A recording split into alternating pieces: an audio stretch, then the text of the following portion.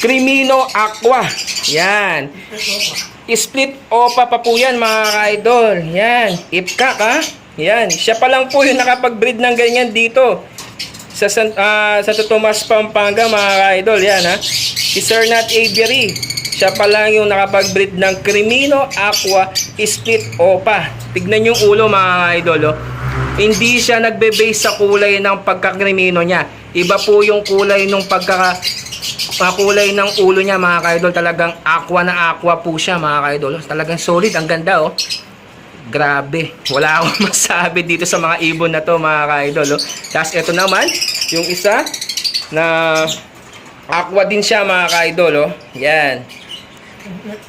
Split pale follow po yan. Aqua split pale follow mga ka-idol oh. Possible dilute pa siya mga ka-idol oh. Napakaganda.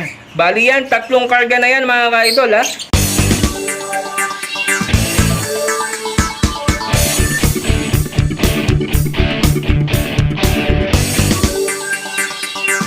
Good evening mga ka-idol. Ito, pumasyal tayo sa aviary ni Boss Nat Aviary. Nandito na tayo ngayon sa labas. Hinihintay lang natin siya na dumating dahil sinabi ko nga ay mag-aviary visit tayo sa kanyang aviary. Ito po ay naunang nakapagpalabas ng mga aqua na mga ano dito sa Pampanga mga ka-idol. Ito po yung legit breeder ng Pampanga na maraming pinalabas na aqua B1 at B2. Kaya sa mga gustong kumuha dito, ayan, i-update po natin kay Boss Nat Aviary dito sa Santo Tomas, Pampanga mga ka-idol. Hinihintay lang natin para makita natin yung kanyang aviary na napakaganda at bagong setup mga ka-idol. Kaya stay tuned lang kayo.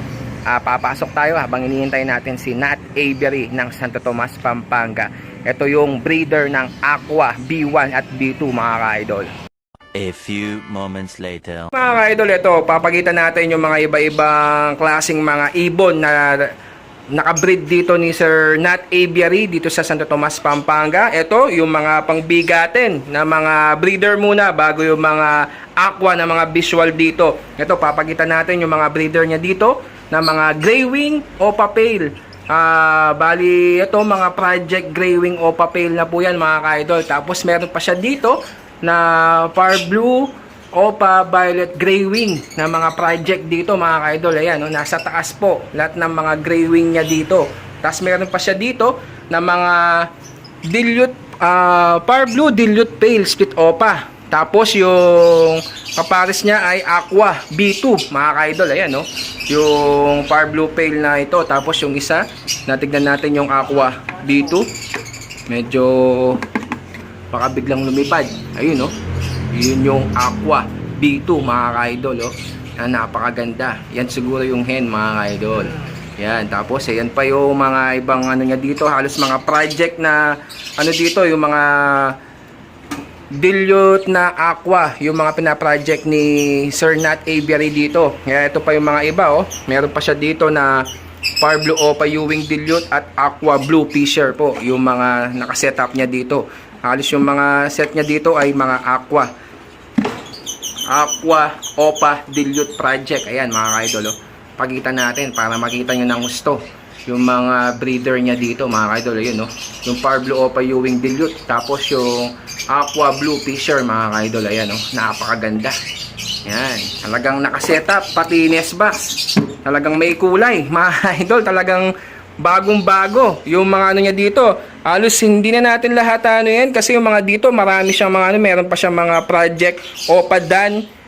Ito yung Aqua B2 na project Aqua Opa Dan Palo po yan mga ka-idol, na pwedeng ilabas ng mga magiging anak nila. Ayan po na napakaganda. Tapos di lang yan, halos lahat mga meron siya dito Opa Palid, Aqua B1 Opa Dan Palo Jade. Yan no. Bali ito, ngayon ko lang nakita to ha. Ngayon ko lang nakita yung mutation na to na narinig. Opa na palid. Yan mga ka-idol ha. Yan yung mga ano niya dito. Ito yung isang ano B1 mga ka-idol yan no. Yan, yung pares niya nandito. Papagitan natin mamaya mga ka-idol. Tapos ayan pa yung mga nakasetup niya dito. Halos mga aqua Dan follow po yung mga project ni Nat Avery dito. Hindi lang yan, meron pa dito mga Dan follow na Opa Dan follow, mga pale sex link, yung sinasabi nga nilang faded, pero sabi nila ay hindi daw po faded yun, bali pale sex link lang daw po yun mga ka-idol. Ayan po yung mga ibang ano niya dito. Tapos papakita natin yung mga ibang ano niya dito. Ito po yung mga pinagmamalaki ni Sir Nat Avery. Ito yung Aqua B1 possible Dan follow. Yan mga ka-idol, oh. Yan, kak pa yan, ha. Napakaganda mga ka-idol, oh. Yung ano ni Sir Nat dito, oh, talagang solid yung pagka-aqua niya mga ka-idol, oh. Yan po yung mga aqua talaga na purong-puro. Siya lang po yung may aqua na talaga na nakapag-breed ng marami dito sa Santo Tomas, Pampanga mga ka-idol. Kaya sa mga naghahanap ng mga aqua, siya lang po yung may mga aqua na ganyan dito sa Santo Tomas, Pampanga mga ka-idol. Tapos ito naman yung isa, Aqua B1 Opa Dominant Jade. Ayan po. Yung kanina, yun po yung kapares niya mga ka-idol. Yung wala doon. Ayan po yung Dominant Jade mga ka-idol, oh. Solid. Aqua B1 Opa pa mga ka-idol, oh. Napakaganda. Yan po yung talagang mga aqua mga ka-idol. Hindi basta-bastang aqua man yan. Ito talaga breeder siya talaga ng ano, aqua. Si Nat Avery mga ka-idol, ha. Kaya nga sabi nga ni Sir Bricks na hindi basta-basta yung mga aqua na nakakapag-breed ngayon, kasi bihira pa lang po yung mga maraming aqua na nakapag-breed dito. Halos si Sir Nat Avery pa lang po yung merong aqua na nakapag-breed ng marami dito. Tapos ito pa yung isa, Aqua B2 naman to mga ka-idol, possible Dan. Opaline pa yan mga ka-idol, ha. Yan, oh, solid, oh. Yan, tignan yung ulo pa lang, iba na yung kulay niya mga ka-idol, oh. Talagang hindi natin maano yung ulo niya kung ano talaga yung kulay. Talagang para sa akin parang pearl na ewan. Talagang solid, oh.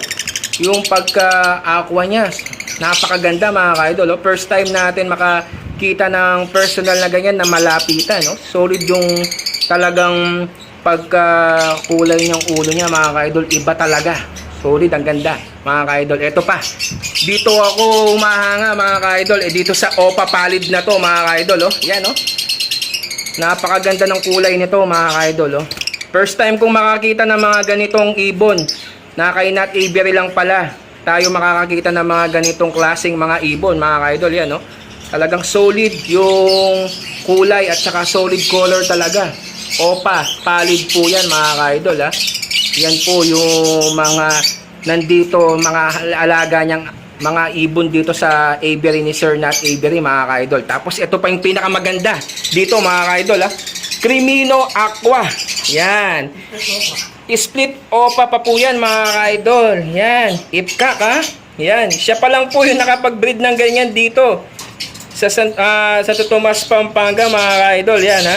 Si Sir Nat Avery, siya pa lang yung nakapag-breed ng Crimino Aqua Split Opa. Tignan yung ulo mga idol, oh. Hindi siya nagbe-base sa kulay ng pagka-Crimino niya. Iba po yung kulay ng kulay ng ulo niya mga ka-idol. Talagang aqua na aqua po siya mga ka-idol. Talagang solid, ang ganda, oh. Grabe. Wala akong masabi dito sa mga ibon na to mga ka-idol, oh. Tapos ito naman, yung isa na aqua din siya mga ka-idol, oh. Yan. Split pale follow po yan. Aqua split pale follow mga ka-idol, oh. Possible dilute pa siya mga ka-idol, oh. Napakaganda. Bali yan, tatlong karga na yan mga ka-idol, ha. Aqua na siya, visual aqua, split pale, possible dilute mga ka-idol. May chance ka mag-project dito ng aqua pale dilute. Yan, napakaganda, oh. Talagang tumutok pa siya sa camera natin mga ka-idol, oh. Tapos meron pa siya dito mga ka-idol na sa taas. Papanik lang tayo para makita natin. Yan. Yung dito na project Opa Aqua Dilute mga ka-idol. Ayan. Mga split sa dilute na po yan. Yung mga aqua na visual na yan mga ka-idol, oh. Tapos split Opa pa yan mga ka-idol. Bali yan, ibabangga ni Boss Nat Avery sa mga back-to-back Opa Parblu Opa Dilute mga ka-idol yan. Papakita lang natin, ayusin lang natin yung upuan, medyo mataas. Maliit lang tayo mga ka-idol. Kaya ito po, papakita natin ng personal para makita nyo ng gusto. Yan mga ka-idol ha. Sa mga gustong kumuha o kaya mag-order or mag-project ng mga aqua, ito po, i-indicate natin yung messenger or Facebook account ni Sir Nat Aviary. Sa mga gustong mag-order or mag-project ng mga ganitong aqua, indicate natin para kausapin nyo na lang po si Sir Nat Aviary kasi siya po yung legit breeder ng aqua dito sa Pampanga mga ka-idol. Kaya hindi pa natin pinapakita dahil nag-iipon siya ng mga aqua dito sa kanyang aviary mga ka-idol. Kaya sa mga gusto pong mag-project ng mga aqua, ayan po, si Nat Aviary lang po yung meron dito sa Pampanga mga ka-idol. Kaya yan po yung mga lahat ng mga ibon niya dito na nakasetup ni Sir Nat Aviary. Kaya papakita lang natin lahat ng kabuuan mga ka-idol. Kaya dito hindi ako makapaniwala, sobrang ganda itong Crimino aqua na to mga ka-idol. Oh. Yan po, yan oh.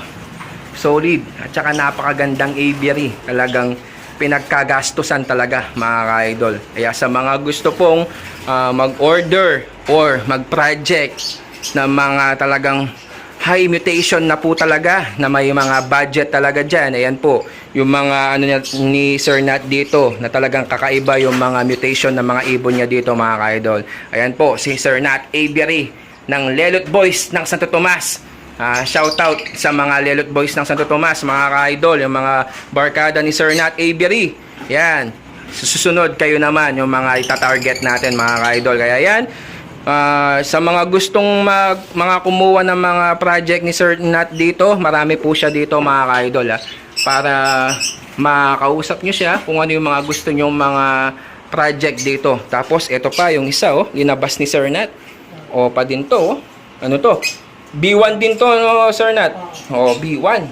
Opa, aqua B1 mga ka-idol yan solid yung pagka ano niya mga ka-idol talagang napakaganda mga B1. Talaga sa personal makikita mo, tas maliwanag pa yung makikita mo yung kulay nila mga ka-idol. Yan talagang breeder talaga siya ng mga aqua. Siya po yung aquaman ng Santo Tomas mga ka-idol. Siya po talagang legit breeder ng aqua dito sa Santo Tomas mga ka-idol. Kaya bago ka pa lang sa ating channel, wag mong kalimutan mag-like at mag-subscribe at i-click mo notification bell button natin para lagi kang updated sa ating YouTube channel mga ka-idol. Kaya sa mga gustong kumuha mga ka-idol, uulitin lang natin. Yan, legit po yan si Sir Nat Aviary. Siya po yung talagang nagbi-breed ng mga aqua mga ka-idol. I-indicate natin yung messenger ni Sir Nat dito, tsaka Facebook account niya para kayo na lang po mag-usap mga ka-idol para sa mga gusto nyong kuhanin ng mga project ninyo dito sa kanyang aviary mga ka-idol. Kaya maraming salamat Sir Nat. Thank you sa pag-unlock mo sa inyong aviary at sa mga aqua na mga pinalabas nyo dito sa inyong aviary mga ka-idol. Thank you!